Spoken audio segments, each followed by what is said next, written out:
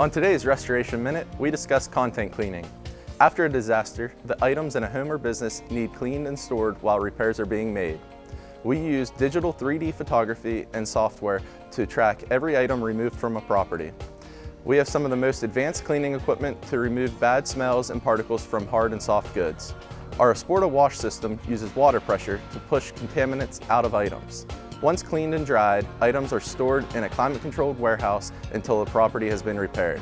This has been a Panhandle Cleaning and Restoration Minute.